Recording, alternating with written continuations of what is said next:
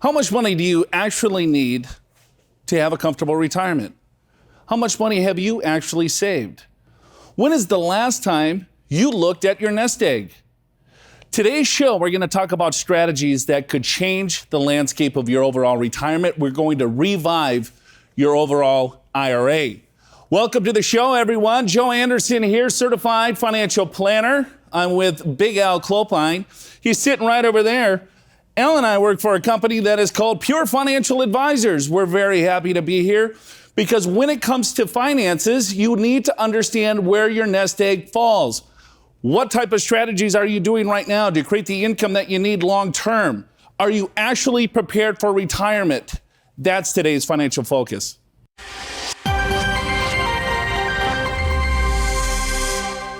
Take a look at this study. This is by the EBRI, the Institute for Benefit Research Institute, Employee Benefit Research Institute. Now, this is a huge disconnect, what people feel in regards to confidence of their overall retirement to reality. Because this is what this is stating here, is that these numbers represent what people have actually saved. This is pretty frightening. 65% of people that were surveyed feel very confident or somewhat confident that they're going to have a comfortable retirement. But 52% of those people surveyed have less than $25,000 saved. Less than $25,000. Half of the people surveyed have less than 25 grand, but 65% of people think, hey, I'm going to have a comfortable retirement. This is where the disconnect happens. You need to start looking at your overall investments. How much money can you save? Where can you find that last dollar to make sure that you can have a comfortable retirement? So get rid of the surveys. This is all about you. To help us bring it all together, let's bring in the big man himself, Big Al Clopine.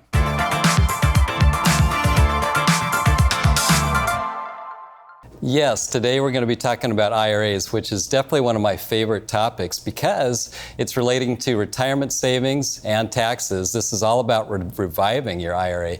So we'll start out by talking basics because some of you may know some of this stuff and some may have forgotten or don't know. So we're going to get into basics first, what you can and cannot do. Then we're going to talk about boosting your bucks. What does that mean? It means getting more money into your IRA so you can have a better retirement. We'll talk about tax minimization strategies. And then finally, we're going to go over 5 different mistakes in the last segment, kind of a rapid fire format to tell you things that you guys are doing wrong but need to change.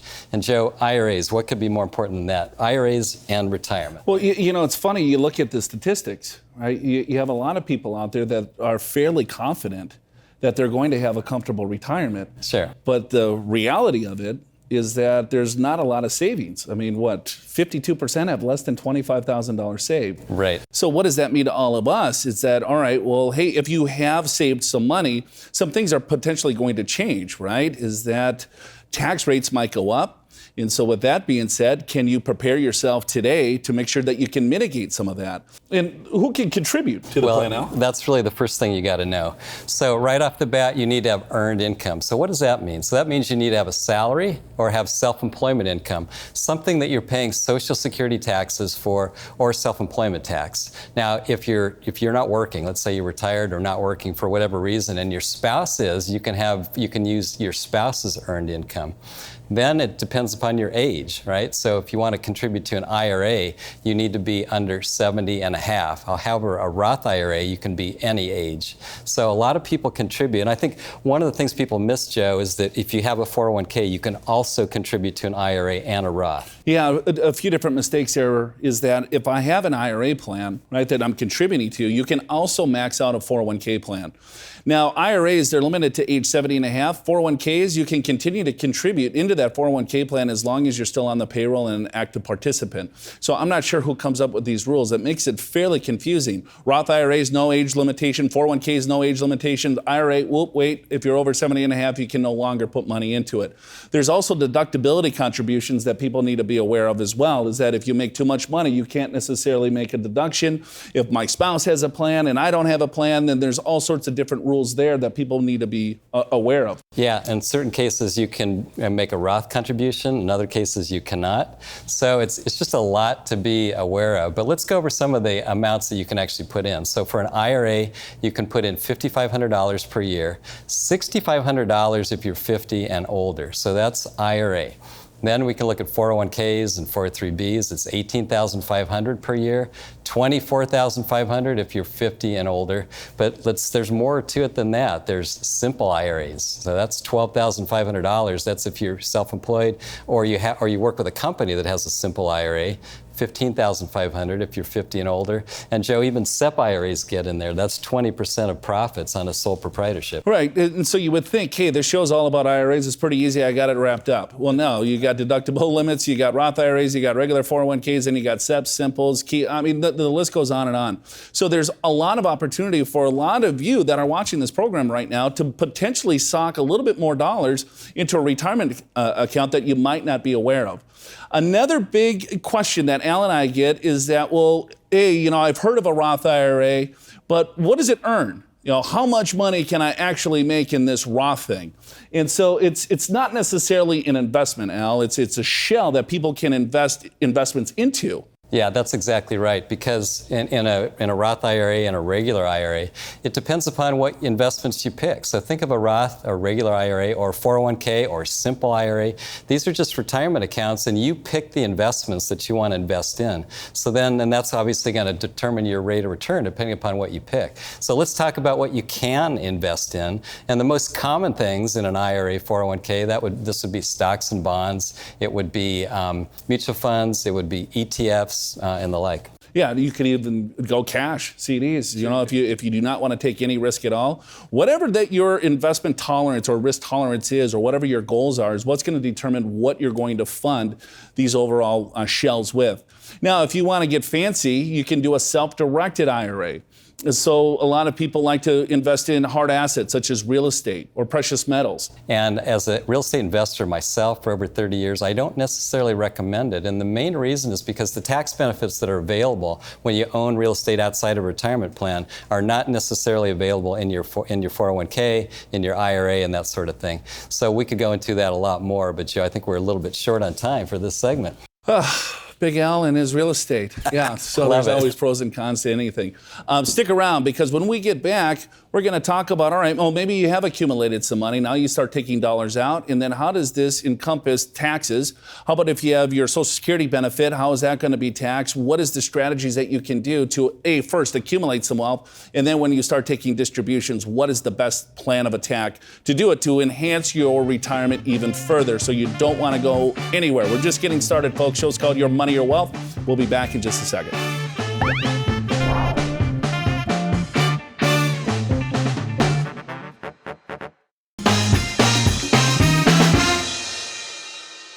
Hey, welcome back to the show, folks. We're talking about retirement IRAs, reviving your IRAs. We got to jumpstart some of yours retirement, and let's start right now. But before we get into more fun stuff, let's see how you did on the true-false question.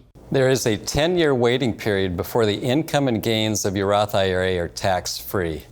That's actually false. There is a 5-year waiting period, and Joe, there's many different 5-year periods. Maybe you could try to summarize a couple of them. Well, I mean, it could be true. Here's the rules when it comes to Roth IRAs, right? Is that you have a 5-year clock, so it's 59 and a half or 5 years, whichever's longer, to get the tax-free growth or earnings out of that overall account. So if I started a Roth IRA at age 60, I have full access to the principal, but I have to wait till age 65 to get any of that interest or dividends out. But if I'm age 50, I have to wait until age 60. So that could be 10 years or 59 and a half to get that out. So that's on contributions. Now on conversions, each conversion that you do, you have your own separate 5-year clock. So they're just trying for people to game the system and eliminate that 10% penalty. So just know if you're doing a conversion, each conversion has its own 5-year clock until you turn 59 and a half. Contributions are till you turn 59 and a half or 5 years, whichever is longer. Pretty simple stuff, huh? That's pretty confusing. Oh my God. Anyway, so probably the most important takeaway is if you don't have a Roth, open one right now to start your 5-year clock. So, Joe, I want to sort of move over to boosting your bucks, I guess, when it comes to IRAs. And one of the things that we know is that the sooner you start investing in IRAs, 401ks and the like, the better that you'll do because of compound money. And we have an example on the board that shows someone that is putting away $5,500 per year for 15 years versus 30 years. Okay, so the 15-year person, $82,500 is what's being contributed versus $165,000. But look at the future account balance. This is at 7% annualized rate of return compounded. So the first person has $138,000. Second person has $520,000. Look how much more you receive on the compound of earnings on the last 15 years. And you can also see how much do you have relative to your contributions. You have a lot more holding 30 years. You're over 300% your original contributions. I mean, this is all common sense, right? The earlier that you start saving money, the more money that you're going to have. And then this simple illustration is that, okay, you got 15 years versus 30 years. Well, hopefully you're going to have more money. We're using $5,500 because we're talking about IRAs, right? So $5,500 is the max that you can contribute. But here's what I would encourage all of you to do is really to take a look at a little bit more of a game plan, very specific to your situation. Because let's say if you're starting saving right here, you're going to have to reach a point, right? And let's just assume that this is your retirement. So you need $1 million, or maybe it's 500,000, or maybe it's 200,000. It doesn't matter. You have to start figuring some of this stuff out. So you have to come up with a game plan of how much money that you need to save on a monthly or annual basis to get to your nest egg. How this nest egg is determined is that you're going to die at some point and you need a distribution strategy. So when you look at, first off, how much money do I need to save on a monthly basis? Then you look at, all right, well, what rate of return do I need to generate on those monthly savings? But I think more importantly, when you look at it, where are you going to put these savings dollars? So are you going to put them here in a tax-free account? Are you going to put them in a taxable account or tax-deferred account? I think a lot of us, when we start saving money at an earlier age, we were told to put everything in this tax-deferred account. That's your IRAs, 401ks, 403bs, TSPs, and everything else. So let's save as much money in here as possible, right? You get a tax deduction for doing it, which is great. But when the money starts flowing out to you in form of income, it's all going to be taxed at ordinary income rates. So you first off have to have a game plan to say, yeah, I understand compound interest. The earlier I save, the more money that I'm going to have. But if you're blindsided and you just put everything into here, you're going to be trapped in potentially a big tax time hole, because everything here is going to be taxed at ordinary income rates. So you want to start looking at a strategy that we've talked about many, many times to say, I want a little bit more diversification when it comes to my savings. So when it comes time for me to take distributions, right, I can mitigate the tax burden, because tax rates, they stair step. Everything is not taxed at the same rate, right? So let's say this is the 10%, this is the 12%, 22, 24, and I want to live up here in these high income brackets, but maybe you could pay only at the 12% level. And how do you go about doing that? Well, if I just go back here, if I have money in each of these different accounts, I can control my taxes. I'm going to take money from my tax deferred account. Then I'll take money from these two accounts once I reach these certain tax thresholds. So I'm living up here potentially, right? But I'm paying tax down here. I know this makes a ton of sense to all of you, but it makes sense to me. All right, Alan, let's get into another quick example of putting this into more practice. Yeah, and I think this will kind of help illustrate it. We do have an example which basically shows this. It shows a couple that needs $125,000. They're 70 and a half, all right? So here, the first couple, all their money's in a 401k or IRA, so it's all taxable. So look at this. So $40,000 taxable Social Security. The required minimum distribution is $40,000. They still need another $45,000, so that's going to come from their IRA or whatever. Standard deductions, you can see their tax is about $13,000, a little bit more. Now, the same couple, if they've converted some money into a Roth IRA over time, they don't have to pull all their resources out of a regular IRA, regular 401k. So let's look at that example. So the required minimum distribution is lower because they have less in a regular IRA or 401k. In this example, it's $30,000. They can take their shortfall from the Roth, that's not taxable. And then finally, their Social Security, less of that is taxable because they have less income.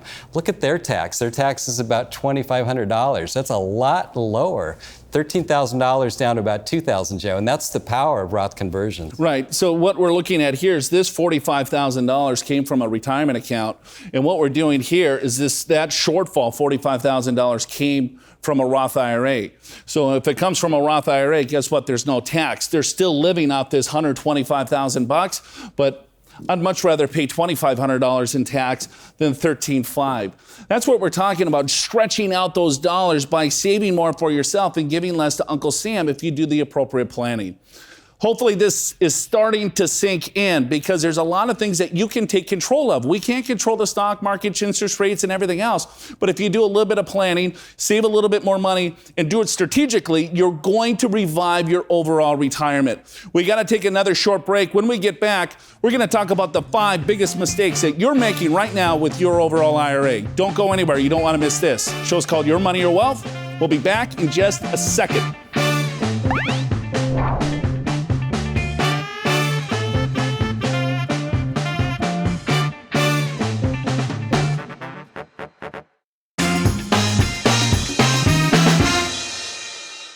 Hey, welcome back to the show. Show's called Your Money, Your Wealth. We're talking about IRAs and 401ks, distribution, taxes, and a whole bunch of stuff. If we've confused you thus far, don't worry. We have an IRA guide.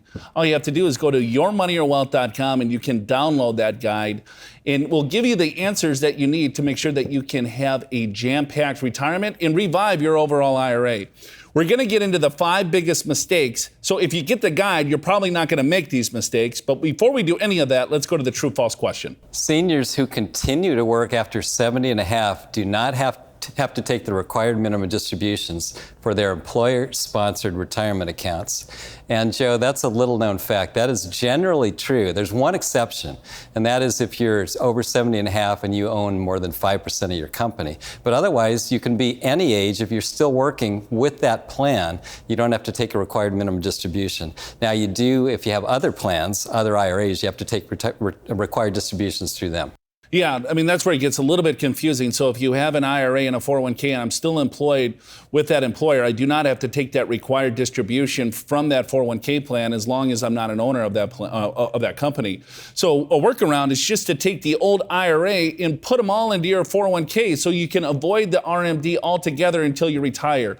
Then you won't have to take a required distribution April 1st, the year after you retire, and that's going to be based on your life expectancy at that point. So let's get into some mistakes that all of these fine viewers are not going to make. Joe, number 1 is this, the not taking advantage of the spousal IRA for non-working spouses. This is a really common one because you've retired, and so you think, okay, so no more IRAs, Roth IRAs for me. If your spouse is still working and has enough earned income, you can still contribute to a regular IRA or Roth IRA at virtually any age, except IRAs, as we said before, you can only go up to 70 and a half. Roth IRAs, you can contribute to at any age as long as you or your spouse have earned income. Yeah, and it's the lesser of your earned income, or $5,500 or $6,500 if you're over 50. So we see that mistake often. Do not make that mistake. Number 2. Number 2 is not taking the required minimum distribution at age 70 and a half. This is kind of the D-Day, right? For your retirement accounts. That's true for IRAs. It's true for 401ks, 403bs. That's when you have to start taking that required minimum distribution. And if you don't take it, the IRS gets a little bit upset. They penalize you 50% of what you should have taken. And oh, by the way, then you have to take it and still pay tax on it. A couple of quick notes on that is that if you have multiple IRAs, so you have an IRA, maybe at Charles Schwab, Vanguard, TD Ameritrade, Fidelity, or whatever, you have multiple IRAs, you can satisfy the required minimum distribution on one IRA account. So you don't want to touch the others. You can add up all the IRAs you have and take that required distribution based on that one account. However, if you have multiple 401ks, you have 2 401ks, maybe a couple 403bs, you have to take a required distribution out of each of those different accounts to satisfy that. So that's what we mean by not taking enough. Sometimes people make that mistake. Let's go to number 3. Number 3 is paying unnecessary penalties on early distributions. That penalty is 10 So in other words, if you are younger than 59 and a half for an IRA and you're pulling money out, then you're going to pay not only the income tax, but a 10% penalty. And by the way, California, where we're filming this, it's another 2.5% penalty for the state of California. There is ways around penalties, though. So if you're under 59 and a half and you have money in an IRA, there's something that's called a tax election 72T or a SEPP, separate equal periodic payment. What that means is that you have to take the same amount of money out of the account each and every year until you turn 59 and a half or 5 years, whichever is longer. One last thing, if you have a 401k plan and you separate service at age 55, you can take distributions from that 401k plan at age 55 and avoid the 10% penalty. So it's not 59 and a half for 401ks, it's 55. But the trick is that you have to be separated from service from that employer at age 55 to take advantage of that rule. Number 4, this is a big mistake that we see people making, rolling a low-cost basis company stock from your 401k to an IRA. So this is, maybe you worked for, I don't know, Boeing or some company that's been around for a while. You got stock a long time ago, 20, 30 years ago. The cost basis was really low. Now it's very high. And what we see people doing is they retire. In a lot of cases, they'll take their 401k, they'll roll it to an IRA because IRAs generally have more investment choices, so that can be a good thing. But what missed then is you can do something called a net unrealized appreciation, NUA for short. You could actually take that Boeing company stock out of your 401k and put it into your brokerage account, non-retirement account. You pay ordinary income tax only on your cost basis, and then all that gain that you had in that 401k, when you sell that stock, you will pay tax on it, but at a capital gains rate. So that's a lot cheaper rate. Couldn't said it better myself, Big Al. I like Nothing more to add? Yeah, you're good. Number 5. So number 5 is not educating your children about Stretch IRA rules, because when you pass away, you and your spouse pass away, and the children, the non-spouse beneficiary, when they get that IRA, they have the ability to stretch it over their lifetime, potentially, if they know how to do it. And Joe, this is one that we see missed quite a bit. Yeah, you want to be very careful and make sure that you have a sit down with your children if you do have large IRAs, because what we have seen is that they'll look at the balance and say, have $1 million in your IRA, the kids inherit it, they potentially cash it out, it's all ordinary income tax for them. What they could do is stretch out that tax liability over their life expectancy. However, the account still has to stay in your name, so it's not as easy as it might sound. So if I were to die, I would say Joseph Anderson, deceased on whatever date that I died, for the benefit of my children. Then the children are a beneficial owner of that. They could take it all out and blow it, or they could stretch out that tax liability over their lifetime. It's a huge deal, so make sure that you understand the laws when it comes to passing IRAs to the next generation. There is no way around the tax on these things, so you want to make sure that you're very careful. So hopefully those are the 5 big mistakes. You're not going to make them now. Now, Alan, this is one of your favorite parts of the show, because this is where we ask you. It's called what? Ask the experts. Right?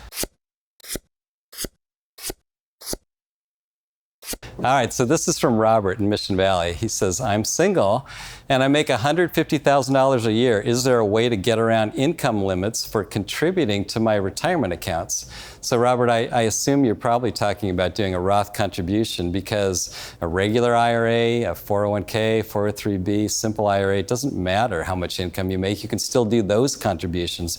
But a Roth IRA, once you make more than $135,000 as a single taxpayer, you cannot directly do a Roth contribution. However, Joe, there is a backdoor Roth. Yeah, you could do a non-deductible IRA contribution. What that means is that you're just not taking the tax deduction there. And then you can convert that directly into a Roth IRA if that's what you're looking to do. However, there's aggregation and pro rata rules when it comes to that. So if you have other IRAs, the IRS is going to look at all of the combined balance of all of those IRAs and just take a pro rata of whatever your contribution is in conjunction with your overall IRAs to come up with that percentage. So it's a little bit more complex, but yeah. If you're looking for a straight Roth contribution, that's one way. It's a workaround. It's called a backdoor Roth. In our advisor guide or IRA guide, we'll talk all about that. Al, one more question. Number 2, Mary and Ramona, can I fund a Roth IRAs for my grandchildren that are now working part-time while they go to college? Mary, love your idea. The answer is yes. They have to have earned income, which you said they do. So you can actually fund it for them up to $5,500 or their earned income, whichever is lower. But then that money is going to be available for their retirement down the road. And you think about it, they're in their early 20s right now. By the time they're 60, that could accumulate to a pretty good sized balance. Mary, you're a very good grandmother. Very good grandmother. Keep funding those Roth IRAs, but who knows, right, how much those can grow. All right, that's it for us. Remember, just go to yourmoneyyourwealth.com. Get our IRA guide that will answer a lot of your questions in regards to the complexity of the IRS for our retirement savings. Hopefully you enjoyed the show. For Big Al Clopine, my name's Joe Anderson. You just watched another phenomenal episode of Your Money, Your Wealth. Have a wonderful day, everyone.